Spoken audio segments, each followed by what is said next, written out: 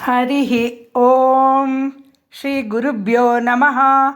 ರಾಮಾನುಜದಯಾ ಪಾತ್ರಂ ಜ್ಞಾನ ವೈರಾಗ್ಯಭೂಷಣಂ ಶ್ರೀಮದ್ವೆಂಕಟನಾಥಾರ್ಯಂ ವಂದೇ ವೇದಾಂತದೇಶಿಕಂ. ನಾನು ವಸುಧಾ. ಎಲ್ಲರಿಗೂ ನಮಸ್ಕಾರ. ಈ ದಿನ ಪಾದುಕಾ ಸಹಸ್ರದ 97ನೇ ಪದ್ಯವನ್ನು ಅನುಸಂಧಾನ ಮಾಡೋಣ. ಇದು ಪ್ರಭಾವ ಪದ್ಧತಿಯ 67ನೇ ಪದ್ಯವೂ ಆಗಿದೆ.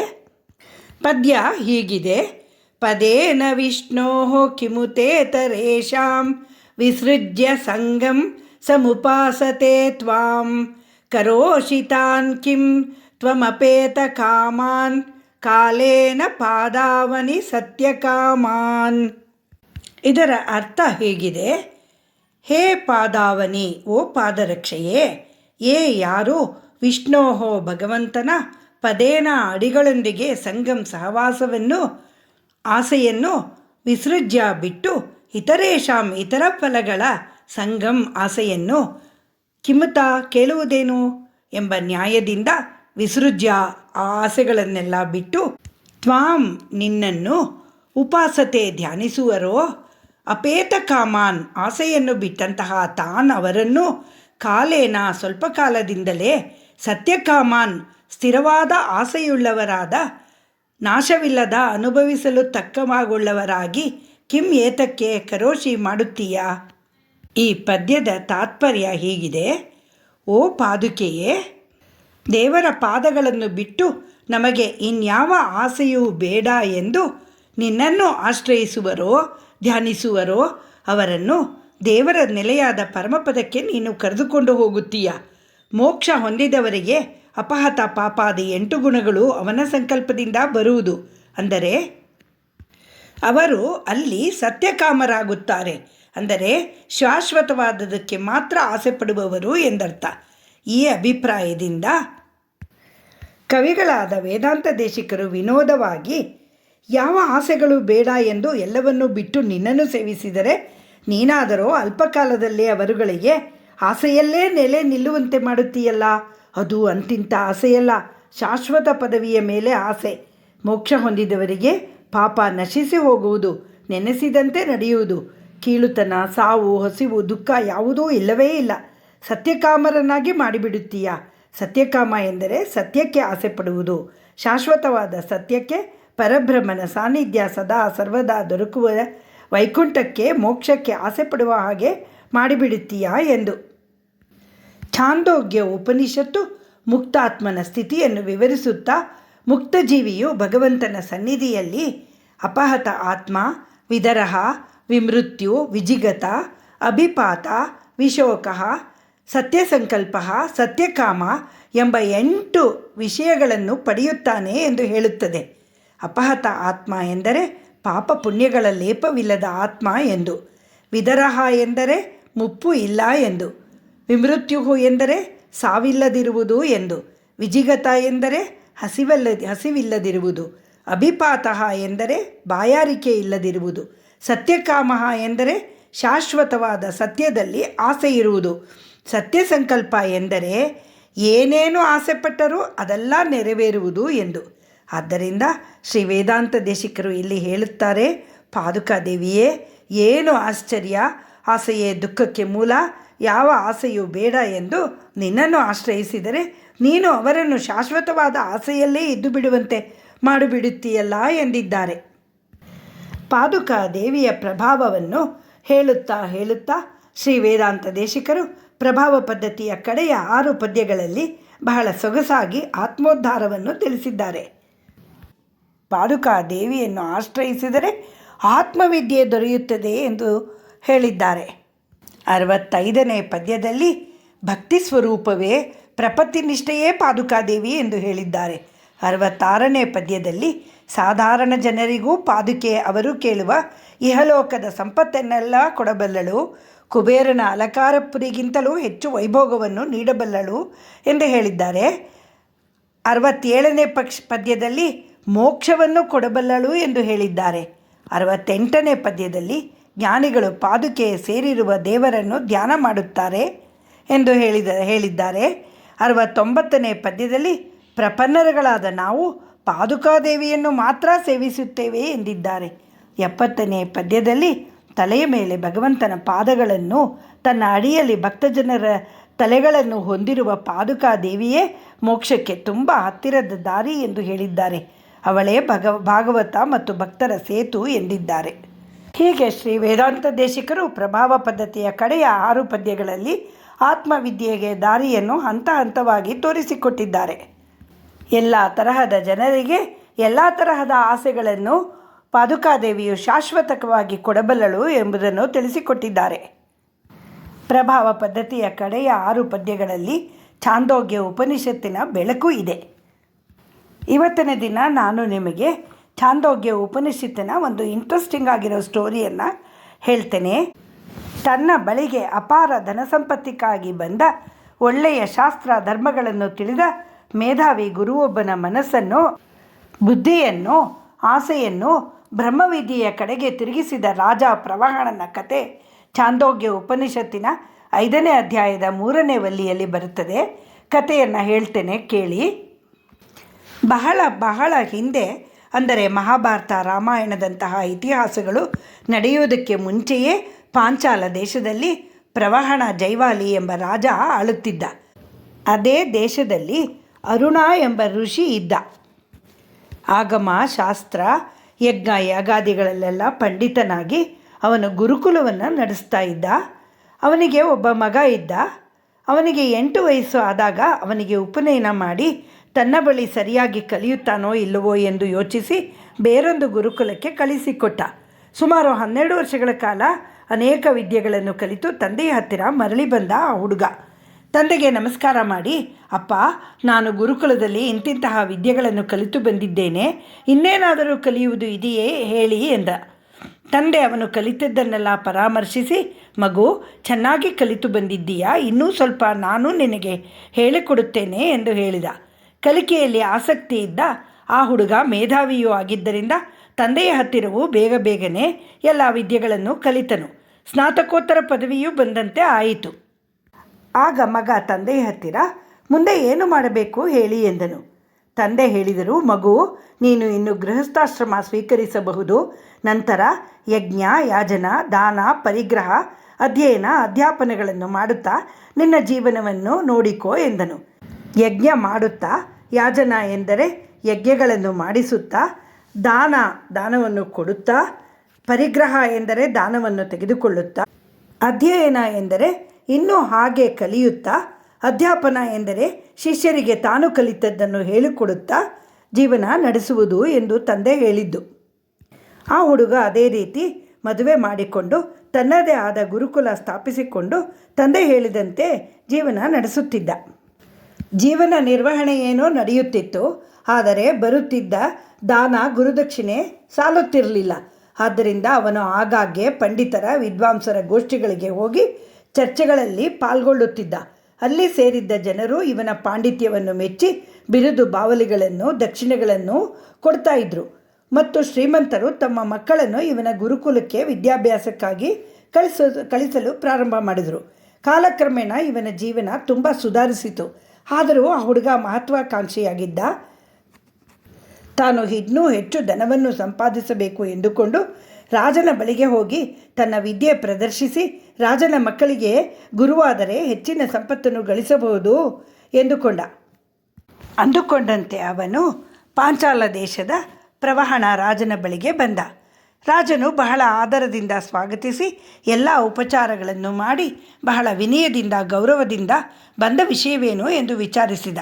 ಆಗ ಈ ಹುಡುಗ ತನ್ನ ಮೊದಲಿನ ವಿದ್ಯಾಭ್ಯಾಸ, ತನ್ನ ತಂದೆ ಅರುಣ ಅಥವಾ ಗೌತಮರ ಬಳಿ ಕಲಿತದ್ದು, ವಿದ್ವತ್ಗೋಷ್ಠಿಗಳಲ್ಲಿ ಭಾಗವಹಿಸಿ ಬಿರುದುಗಳನ್ನು ಪಡೆದದ್ದು ಎಲ್ಲ ಹೇಳಿ ತಾನು ರಾಜನ ವಂಶಸ್ಥರಿಗೆ ಪಾಠ ಹೇಳಲು ಇಚ್ಛಿಸುವುದಾಗಿ ಹೇಳಿದ. ಇನ್ನೂ ಹೇಳುತ್ತಾ, ನೀವು ಬೇಕಾದರೆ ನನ್ನ ವಿದ್ವತ್ತನ್ನು ಪರೀಕ್ಷಿಸಬಹುದು, ಏನು ಪ್ರಶ್ನೆಗಳನ್ನು ಬೇಕಾದರೂ ಕೇಳಿ ಉತ್ತರ ಹೇಳುತ್ತೇನೆ, ನಾನು ಸಿದ್ಧ ಎಂದು ಹೇಳಿದ. ಈ ವೇಳೆಗೆ ರಾಜನಿಗೆ ಅರ್ಥವಾಗಿತ್ತು, ಈ ಗುರು ವಿದ್ಯೆ ಕಲಿತಿದ್ದಾನೆ, ವಿದ್ವಾಂಸನಾಗಿದ್ದಾನೆ, ಮೇಧಾವಿಯೂ ಆಗಿದ್ದಾನೆ, ಆದರೆ ವಿನಯವಿಲ್ಲ, ಅಹಂಕಾರವಿದೆ, ಇದನ್ನು ಮುರಿಯಬೇಕು ಎಂದುಕೊಂಡ. ಅಹಂಕಾರ ಒಳ್ಳೆಯದಲ್ಲ ಎಂದು ಆ ಹುಡುಗನಿಗೆ ಅರಿವು ಮೂಡಿಸಬೇಕು ಎಂದುಕೊಂಡ.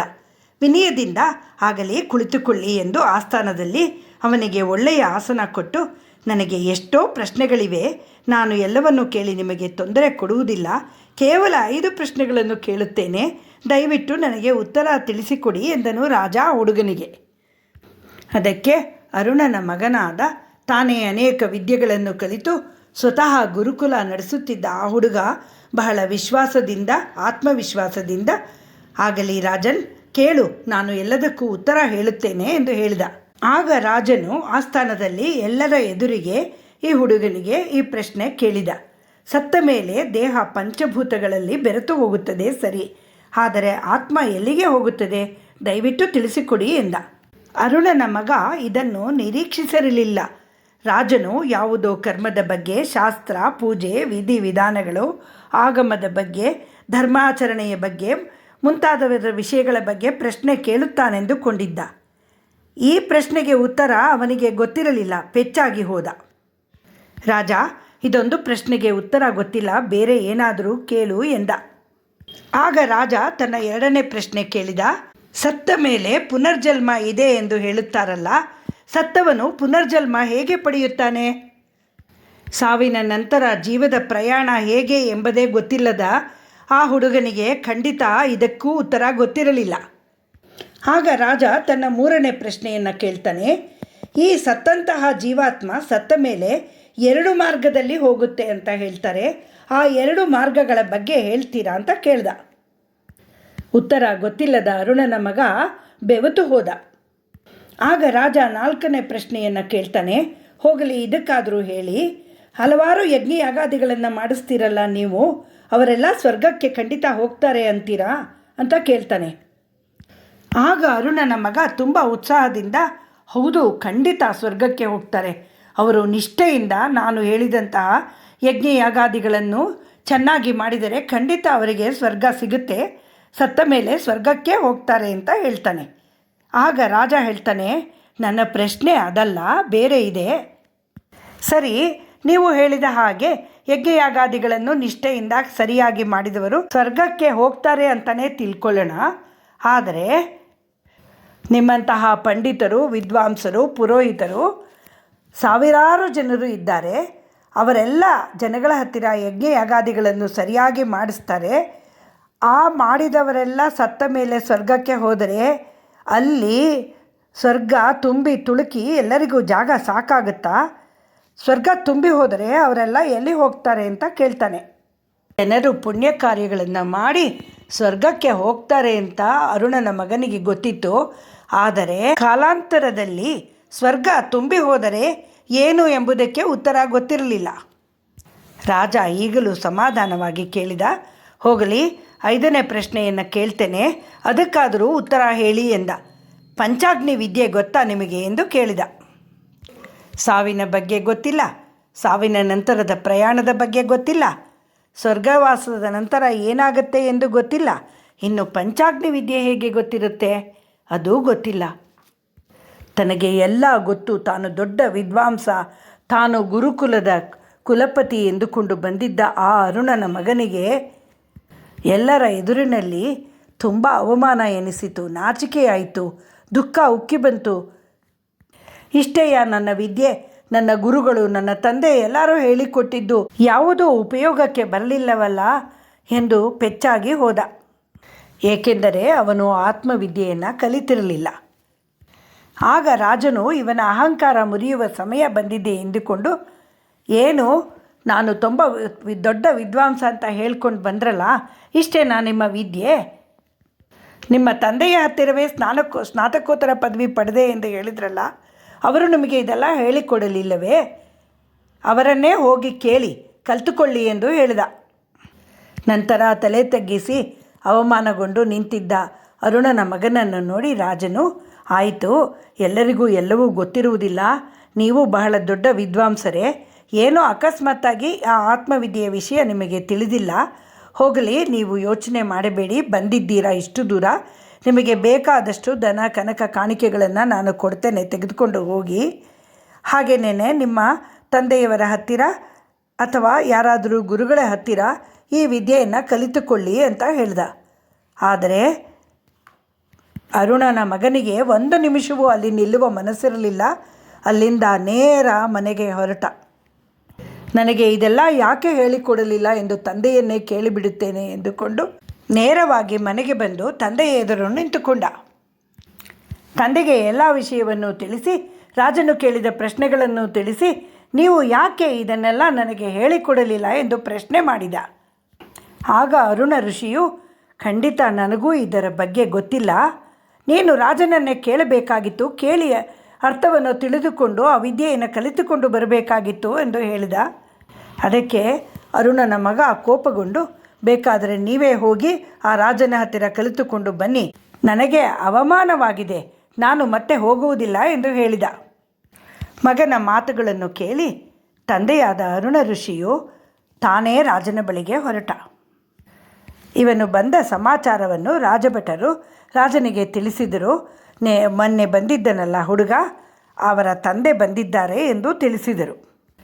ರಾಜನು ಅರುಣನನ್ನು ಬಹಳ ಆದರದಿಂದ ಸ್ವಾಗತಿಸಿ ಸೂಕ್ತವಾದ ಆಸನವನ್ನು ಕೊಟ್ಟು ಉಪಚಾರ ಮಾಡಿದನು. ನೀವು ನಮ್ಮ ಆತಿಥ್ಯ ಸ್ವೀಕರಿಸಿ ನಾಳೆ ಮತ್ತೆ ಬನ್ನಿ ಆಸ್ಥಾನಕ್ಕೆ ಎಂದು ಹೇಳಿ ಕಳಿಸಿದ. ಬೆಳಗ್ಗೆ ಅರುಣ ಆಸ್ಥಾನಕ್ಕೆ ಬರುವ ವೇಳೆಗೆ ರಾಜನು ಅಪಾರವಾದ ಗೋಸಂಪತ್ತನ್ನು, ಧನಕನಕಗಳನ್ನು, ವಜ್ರ ವೈಢೂರ್ಯಗಳನ್ನು ಹಾಗೂ ಭೂಮಿ ಕಾಣಿಯ ಪತ್ರಗಳನ್ನು ರೆಡಿ ಮಾಡಿ ಇಟ್ಟಿದ್ದ.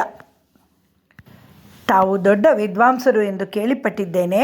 ತಾವು ಗುರುಕುಲ ನಡೆಸುತ್ತಿದ್ದೀರಾ. ನಿಮಗೆ ಗೋಸಂಪತ್ತಿನ ಅವಶ್ಯಕತೆ ಇದೆ, ಹಣದ ಅವಶ್ಯಕತೆಯೂ ಇದೆ.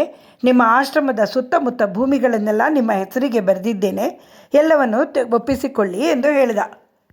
ಆದರೆ ಅರುಣ ಋಷಿಯು ಅದನ್ನು ಕಣ್ಣೆತ್ತಿಯೂ ನೋಡಲಿಲ್ಲ. ರಾಜನ್, ನನಗೆ ಇದೆಲ್ಲ ಬೇಡ. ನೀವು ನನ್ನ ಮಗನಿಗೆ ಕೇಳಿದ 5 ಪ್ರಶ್ನೆಗಳಿಗೆ ಉತ್ತರವನ್ನು ನನಗೆ ತಿಳಿಸಿಕೊಡಿ. ನನಗೂ ಸಹ ಅದರ ಬಗ್ಗೆ ತಿಳಿದಿಲ್ಲ ಎಂದನು. ಪ್ರವಾಹಣ ರಾಜನಿಗೆ ಸಂಕೋಚವಾಯಿತು. ಇಲ್ಲಿಯವರೆಗೆ ಕ್ಷತ್ರಿಯರು ಬ್ರಾಹ್ಮಣರ ಹತ್ತಿರ ಹೋಗಿ ಗುರುಕುಲ ವಾಸ ಮಾಡಿ ವಿದ್ಯೆಯನ್ನು ಕಲಿಯುತ್ತಾ ಇದ್ದರು.